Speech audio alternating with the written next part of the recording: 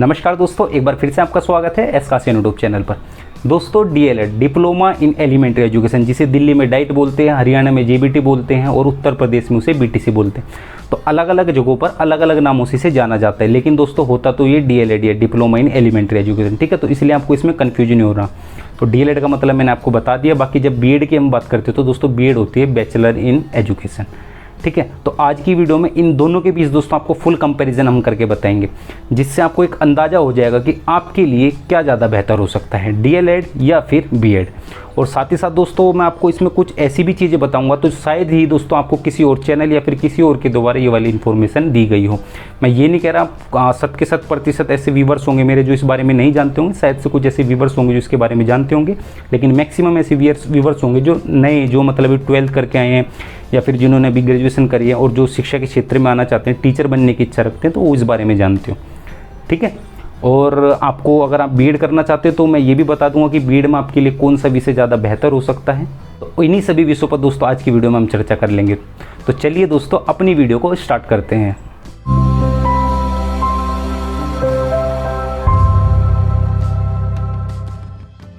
तो दोस्तों किसी भी डिग्री या डिप्लोमा करने के लिए सबसे ज़्यादा जरूरी होती है आप एलिजिबल होनी चाहिए उसके लिए, मतलब कि आपकी क्वालिफिकेशन उतनी होनी चाहिए कि आप उसके लिए अप्लाई कर सके। तो सबसे पहले डीएलएड की बात करते हैं। तो डीएलएड में दोस्तों आप 12th के बाद अप्लाई कर सकते हैं। ठीक है, और इसमें आप ग्रेजुएशन के बाद भी अप्लाई कर सकते हैं। अब दोनों में दोस्तों 12th के बाद आपको क्या बेनिफिट होगा डीएलएड करने में और ग्रेजुएशन के बाद आपको क्या बेनिफिट होगा, इसके बारे में भी थोड़ी देर में चर्चा कर लेंगे। बाकी जब हम बीएड की बात करते हैं तो दोस्तों जो इसमें आपसे मिनिमम क्वालिफिकेशन आपकी मांगी गई, कम से कम आपके ग्रेजुएट होने चाहिए। ठीक है, इसमें कोई फर्क नहीं पड़ता किस स्ट्रीम से, चाहे आप डीएलएड करें चाहे फिर बीएड करें। ठीक है, चाहे आपने आर्ट साइंस बीकॉम कुछ भी है, मतलब इससे कोई फर्क नहीं पड़ता। बस आप 12th पास होने चाहिए बीएड डीएलएड के लिए, और आप मिनिमम आपकी क्वालिफिकेशन बीएड के लिए होनी चाहिए कम से कम ग्रेजुएशन। अब इसमें एडमिशन प्रोसेस की बात करें तो एडमिशन दोस्तों जब हम डीएलएड की बात करते हैं तो इसमें आपका दो तरह से एडमिशन होता है। एक तो जो 12th में आपके मार्क्स आए हैं उसके अकॉर्डिंग आपका एडमिशन होगा, और दूसरा आपका एक एंट्रेंस एग्जाम होगा। एंट्रेंस के हिसाब से जितने भी आपके उस एग्जाम में मार्क्स आएंगे उसके हिसाब से आपकी मेरिट बनेगी, उसके हिसाब से आपका एडमिशन हो जाएगा। ग्रेजुएशन की जब हम बात करते हैं तो इसमें दोस्तों मेरिट बेस पे शायद ही कोई ऐसी यूनिवर्सिटी होगी जो मेरिट बेस पे इसमें एडमिशन लेती हो ग्रेजुएशन की। मैंने तो कोई ऐसी यूनिवर्सिटी देखी नहीं, लेकिन जो मैक्सिमम यूनिवर्सिटी हैं जो आप बीएड में एडमिशन लोगे तो एंट्रेंस बेस पे आपको उसमें एडमिशन होता है। ठीक है, डायरेक्शन की बात करते हैं तो दोनों ही, चाहे डिग्री करो आप बीएड की, चाहे फिर डीएलएड आप डिप्लोमा कर रहे हैं, इसमें दोस्तों 2 साल का आपको टाइम देना पड़ेगा। अब कुछ ऐसी यूनिवर्सिटीज़ है जो ईयर में कराती हैं, इसे मतलब 2 ईयर में, और कुछ ऐसी यूनिवर्सिटीज़ है जो इसे सेमेस्टर में कराती है, 4 सेमेस्टर में। अब सेमेस्टर की मैं बात करूँ तो मैक्सिमम यूनिवर्सिटी से सेमेस्टर में ही कराती हैं। तो सेमेस्टर में दोस्तों 3 सेमेस्टर आपको अपने कॉलेज में पढ़ाई करनी पड़ेगी, जिसमें से जो 1 सेमेस्टर आपका बचेगा उसमें आपको एक पर्टिकुलर स्कूल दे दिया जाएगा, उसमें आपको अपनी ट्रेनिंग करनी पड़ेगी। मतलब आप डीएलएड कर रहे हैं तो आपके समक्ष विद्यार्थी होंगे पहली कक्षा से लेकर 5वीं कक्षा तक के, उन्हें आपको पढ़ाना पड़ेगा। अगर आप बीएड कर रहे हैं तो आपके समक्ष 6ठी से लेकर 12वीं तक के विद्यार्थी होंगे, उन्हें आपको पढ़ाना पड़ेगा। ठीक है, अब बात कर लेते हैं दोस्तों जॉब्स की। मतलब आप चाहे डिग्री करते हैं शिक्षा के क्षेत्र में, मतलब बीएड, या फिर डिप्लोमा प्राप्त करते हैं मतलब कि डीएलएड, तो इन दोनों को करने के बाद आपको किस किस तरह की जॉब्स आपको देखने को मिलेगी इंडिया में, या फिर किस किस तरह की जॉब्स के लिए आप इसमें अप्लाई कर सकते हैं, चाहे हम गवर्नमेंट सेक्टर की बात करें या फिर हम प्राइवेट सेक्टर की बात करें। तो सबसे पहले डीएलएड की बात करते हैं। तो दोस्तों देखिए, अब डीएलएड आप करते हैं 12th के बाद, अगर आप डीएलएड करते हैं तो आप पीआरटी पोस्ट के लिए एलिजिबल हैं। मतलब आप प्राइमरी टीचर बन सकते हैं किसी भी सरकारी या फिर किसी भी प्राइवेट स्कूल में।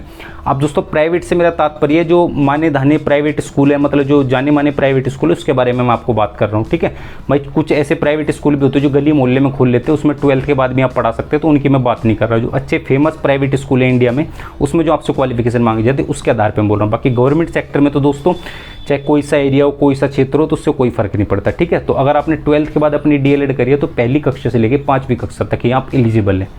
ठीक है, पीआरटी पोस्ट के लिए आप अप्लाई कर सकते हैं। इससे अलग अगर आपने ग्रेजुएशन के बाद अपनी डीएलएड करी है तो दोस्तों इसमें आप पहली कक्षा से लेकर 8वीं कक्षा तक के लिए अप्लाई कर सकते हैं। मतलब पीआरटी भी अप्लाई कर सकते हैं और टीजीटी भी अप्लाई कर सकते हैं। टीजीटी में दोस्तों पहली कक्षा से लेकर 8वीं कक्षा तक के, ठीक है, मतलब 6ठी से लेकर 8वीं तक के बच्चों को आप पढ़ाओगे, 6ठी से लेकर 10वीं तक की मैं बात नहीं कर रहा। अब इस सेट के दोस्तों जब हम बीएड की बात करते हैं, अगर आप अपनी बीएड वाली डिग्री कंप्लीट करते हैं तो इसमें क्या होगा, आप टीजीटी पद के लिए अप्लाई कर सकते हैं 6ठी से लेकर 10वीं तक के। अगर आपके पास बीएड के साथ पोस्ट ग्रेजुएशन भी है, मतलब आपके पास मास्टर्स डिग्री भी है, तो इसमें आप 6ठी से लेकर 12वीं तक के लिए अप्लाई कर सकते हैं। मतलब टीजीटी के लिए भी आप अप्लाई कर सकते हैं और पीजीटी के लिए भी अप्लाई कर सकते हैं। ठीक है, अब दोस्तों इसमें थोड़ा सा अलग हो जाते हैं यहाँ पे। अब 2011 से पहले क्या था, 2011 तक मतलब कि इसमें ये था कि जो बीएड वाले अभ्यर्थी थे वो पीआरटी यानी कि प्राइमरी टीचर के लिए भी अप्लाई कर सकते थे, ठीक है। 2011 के बाद इसे हटा दिया गया।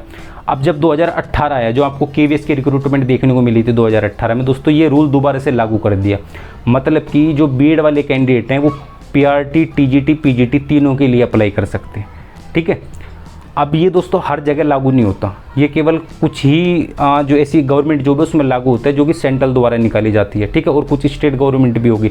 इस पर दोस्तों मैंने पूरा का पूरा एक वीडियो बना रखा है, चाहे तो आप उस वीडियो को देख सकते हैं, जिसमें आपको अच्छे से पता चल जाएगा कि बीएड वाले कैंडिडेट पीआरटी के लिए अप्लाई कर सकते हैं, और कर सकते हैं तो कौन कौन सी जॉब्स में कर सकते हैं और कौन कौन सी जॉब्स में नहीं कर सकते, और भविष्य में आपको किस किस जॉब्स में आप अप्लाई कर सकते हैं, ठीक है। तो इस तरह की सारी मैंने उसमें जानकारी दी। इधर आई बटन होगा दोस्तों, इधर किधर, उस पर मैं उसका लिंक दे दूंगा, आप उस वीडियो को देखने के बाद चेकआउट कर सकते हैं, ठीक है। तो बीएड वालों को एक बेनिफिट यहाँ पर ये मिलता है कि वो पीआरटी के लिए भी अप्लाई कर सकते हैं, टीजीटी के लिए भी अप्लाई कर सकते हैं और पीजीटी के लिए भी अप्लाई कर सकते हैं। लेकिन जब हम डीएलएड की बात करते हैं तो डीएलएड वाले पीआरटी के लिए तो अप्लाई कर ही सकते हैं, साथ ही साथ दोस्तों टीजीटी के लिए भी अप्लाई कर सकते हैं, लेकिन टीजीटी में केवल वो 6ठी से 8वीं कक्षा तक के ही बच्चों को पढ़ा सकते हैं। और एक बार फिर से याद दिला दूं, जो बीएड वाले हैं वो प्राइमरी टीचर यानी कि पीआरटी के लिए अप्लाई करें, हर गवर्नमेंट जॉब में लागू नहीं होता, ठीक है। तो इसके लिए आप वो वीडियो को चेकआउट कर सकते हैं जो कि आई बटन पर आपको दी गई है। अब दोस्तों हम सीटेट की बात करते हैं या फिर किसी भी टेट परीक्षा की बात करते हैं। तो इसमें मैं आपको बता दूं, तो जो चाहे डीएलएड कर रहे हैं चाहे आप बीएड कर रहे हैं, आप पेपर 1 और पेपर 2 दोनों के लिए अप्लाई कर सकते हैं।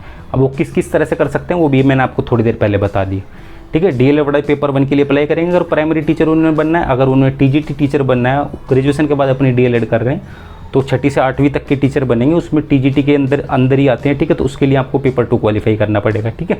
और जब हम इसकी बात करते हैं बीएड की, तो बीएड वाले पेपर 2 के लिए तो अप्लाई करेंगे क्योंकि टीजीटी पीजीटी उन्हें बनना होता है। बाकी कुछ ऐसी नौकरियाँ होती है जिसमें बीएड वाले पीआरटी के लिए भी अप्लाई कर सकते हैं, इसलिए वो पेपर 1 के लिए भी अप्लाई कर सकते हैं, ठीक है। तो इसमें चाहे डीएड हो, चाहे आपकी डीएलएड हो, चाहे आपकी बीएड हो, तो दोनों ही अभ्यर्थी, दोनों ही तरह के कैंडिडेट पेपर 1 और पेपर 2 दोनों ही सीटेट या फिर टेट परीक्षा के लिए अप्लाई कर सकते हैं और उन्हें अपने क्वालिफाई कर सकते हैं। अब दोस्तों उन खास बातों के बारे में चर्चा करते हैं जो आपको हर जगह सुनने को नहीं मिलेगी। सपोज करो, मान के चलो अगर आप बीएड करते हैं और बीएड करते दौरान, ठीक है, आपका इंटरेस्ट आ गया बीएड में पूरा, और आप अगर और आगे पढ़ाई करना चाहते हैं शिक्षा के क्षेत्र में, ठीक है, आप चाहे डीएड कर रहे हैं, डीएड कर रहे हैं, डीएलएड, चाहे आप बीएड कर रहे हैं, ठीक है, दोनों के दोनों, चाहे डिग्री या डिप्लोमा कुछ भी कर रहे हैं, आप शिक्षा के क्षेत्र में कर रहे हैं और शिक्षा के क्षेत्र में और आगे आप अध्ययन करना चाहते हैं और आप बीएड कर रहे हैं, ठीक है, तो आपके पास बीएड करने के बाद ये अपॉर्चुनिटी होती है कि आप एमएड कर सकते हैं उसके बाद, ठीक है।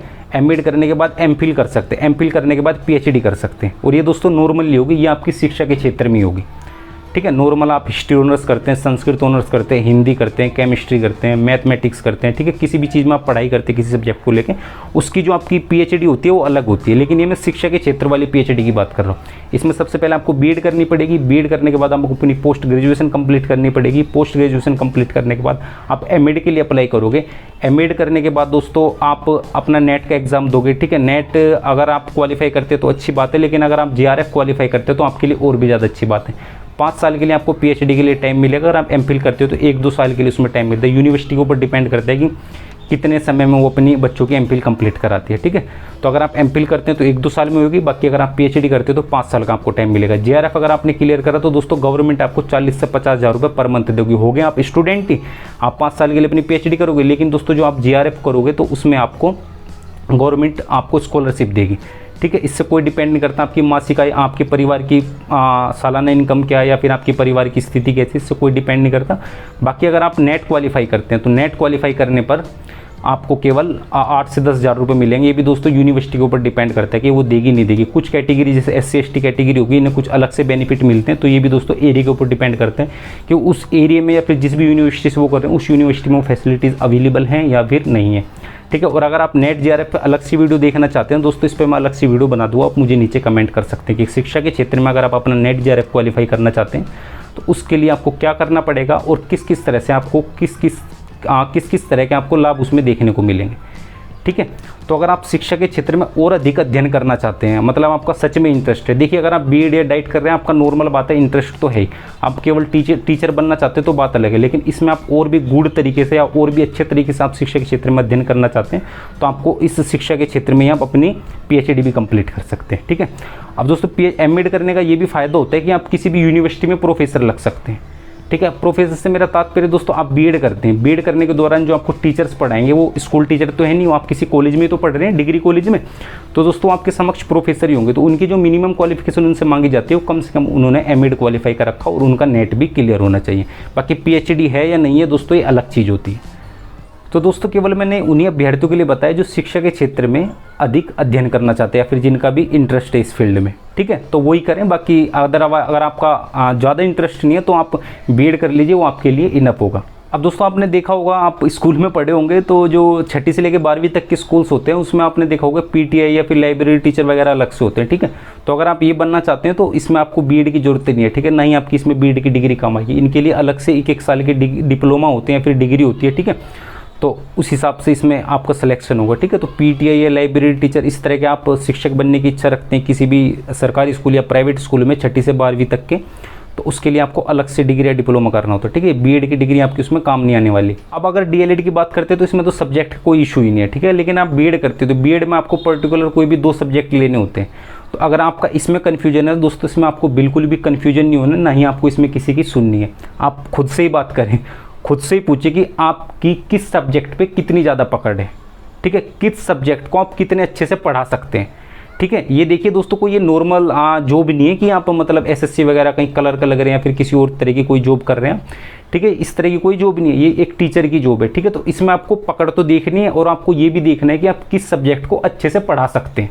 मेन चीज़ इसमें यही है, ठीक है। मतलब अगर कोई किसी विषय में विद्वान है तो उसका मतलब ये नहीं कि वो उस विषय को अच्छे से पढ़ा भी सकता है, ठीक है। विद्वानता अलग चीज़ है और उस विषय का शिक्षण करना अलग चीज़ होती है। तो आप दोनों ही चीज़ देख लेना, आपको उस सब्जेक्ट पे पकड़ कितनी है और अगर आप भविष्य में टीचर बनते हैं तो उस सब्जेक्ट को आप कितने अच्छे से पढ़ा सकते हैं, ठीक है। ये दोनों ही चीज़ देख लेना। अब चाहे आंख बंद करके कोई से भी सब्जेक्ट हो दोस्तों, अब अगर किसी सब्जेक्ट की ज़्यादा वैकेंसी निकलती है, किसी सब्जेक्ट की कम वैकेंसी निकलती है, तो इस लफड़े में आप मत पढ़ना। आपके जिस सब्जेक्ट पर ज़्यादा पकड़ है उन्हीं 2 सब्जेक्ट से आप अपनी बीएड कंप्लीट कर सकते हैं। अगर आप ये देखोगे कि किस सब्जेक्ट में कितनी ज़्यादा वैकेंसी निकलती है तो दोस्तों उस हिसाब से आपको उस सब्जेक्ट में कंपटीशन भी देखने को मिलेगा। और आज के टाइम में जॉब लगना दोस्तों, स्पेशली गवर्नमेंट जॉब लगना आसान बात नहीं है, ठीक है। तो आप इंटरेस्ट देख लेना, आपका उस सब्जेक्ट में इंटरेस्ट होगा जब भी आप उस सब्जेक्ट को पढ़ोगे, और अगर आप उस सब्जेक्ट को पढ़ोगे, आपको सब्जेक्ट में इंटरेस्ट होगा, तो आपका निश्चित रूप से उस सब्जेक्ट के प्रति शिक्षण भी आपका प्रभावी होगा। अब दोस्तों नंबर ऑफ वैकेंसीज़ की बात कर लेते हैं, मतलब किस में आपको ज़्यादा वैकेंसीज़ देखने को मिलेगी, डीएलएड के बाद आपको ज़्यादा वैकेंसीज़ देखने को मिलेगी या फिर बीएड के बाद आपको ज़्यादा वैकेंसीज़ देखने को मिलेगी। तो ये तो नॉर्मल सी बात है दोस्तों, भारत में हमारे टीजीटी पीजीटी की अपेक्षा पीआरटी वैकेंसीज ज़्यादा आपको देखने को मिलते हैं, मतलब डीएलएड के बाद आपको ज़्यादा वैकेंसीज देखने को मिलेगी। तो ये आपके ऊपर डिपेंड करता है कि आप डीएलएड करते हैं या फिर बीएड करते हैं। बाकी अगर आप मेरा ओपिनियन पूछो तो दोस्तों मेरे हिसाब से बीएड ज़्यादा बेस्ट है। अब इसमें कोई बुरा मानने वाली बात नहीं है दोस्तों, क्योंकि आपने चाहे बीएड करिए, बीटीसी करिए, डाइट करिए, जीबीटी करिए, कुछ भी करें, इससे कोई दिक्कत नहीं है। आपके विचार अलग हो सकते हैं, मेरे विचार अलग हो सकते हैं, लेकिन मेरे हिसाब से बीएड ज़्यादा अच्छी है, मतलब ज़्यादा बेनिफिट रहेगा बीएड में। अच्छी तो दोस्तों दोनों ही है, ठीक है। बीएड में इसलिए ज़्यादा बेनिफिट रहेगा दोस्तों, देखिए एक तो बीएड वाले कैंडिडेट कुछ ऐसी जॉब्स है जिसमें पीआरटी के लिए अप्लाई कर सकते हैं, ठीक है। तो ये पीआरटी टीजीटी पीजीटी वाला तो कंपटीशन खत्म, ठीक है। लेकिन जो आप डीएलएड करते हैं इसमें आप टीजीटी पीजीटी के लिए अप्लाई कर पाए हर किसी में, ये संभव नहीं है। और भविष्य में शायद से ऐसा हो जाए, अब जो आपको रिक्रूटमेंट देखने को मिलेगी इसमें तो शायद से ऐसा नहीं होगा, लेकिन आज से 4 साल 5 साल बाद ऐसा हो सकता है कि हर जॉब में, भारत की हर गवर्नमेंट जॉब में बीएड वाले कैंडिडेट पीआरटी पोस्ट के लिए एलिजिबल हो, ठीक है। तो इसमें बीएड वाले जो कैंडिडेट होंगे वो हर तरह से टीजीटी पीजीटी पीआरटी के लिए अप्लाई कर सकते हैं। और बाकी जब हम डीएलएड वाले स्टूडेंट की बात करते हैं, फिर डीएलएड वाले कैंडिडेट की बात कर सकते हैं, केवल पीआरटी और फिर कुछ हद तक टीजीटी के लिए भी अप्लाई कर सकते हैं, वो भी 6ठी से लेकर 8वीं कक्षा तक के। बाकी इसके अलावा जो मैंने आपको बताया, अगर आप किसी कॉलेज में प्रोफेसर बनना चाहते हैं शिक्षा के क्षेत्र में, तो उसमें आपकी बीएड आपकी काम आने वाली है। बीएड के बाद आप एमएड करोगे, एमएड करने के बाद आप अपना नेट या फिर जेआरएफ क्वालिफाई करोगे, उसके बाद आपकी इच्छा है कि आप एमफिल या फिर पीएचडी करते हो या फिर नहीं करते। तो फाइनली दोस्तों वर्तमान समय या फिर भविष्य को देखते हुए बीएड आपके लिए ज़्यादा उपयोगी सिद्ध हो सकती है डीएलएड की अपेक्षा। तो बस दोस्तों, अगर आपको ये वीडियो पसंद आई, वीडियो को फटाफट से लाइक करें। इस वीडियो को आप सोशल नेटवर्किंग पे भी शेयर कर सकते हैं और अपने दोस्त सगे संबंधी कजन वगैरह में भी शेयर कर सकते हैं, ताकि जो हमारे द्वारा दी गई जानकारी उन तक भी पहुंच सके। बाकी अगर आपने अभी तक हमारे चैनल को सब्सक्राइब नहीं किया है तो आप हमारे इस यूट्यूब चैनल एस कासियान को भी सब्सक्राइब कर सकते हैं, क्योंकि टीचिंग से रिलेटेड काफ़ी ज़्यादा इन्फॉर्मेटिव वीडियो इस चैनल के माध्यम से हम आप तक पहुँचाते रहते हैं। तो बस दोस्तों फिलहाल के लिए इतना ही, मिलते हैं अपनी अगली वीडियो में, तब तक के लिए जय हिंद, वंदे मातरम।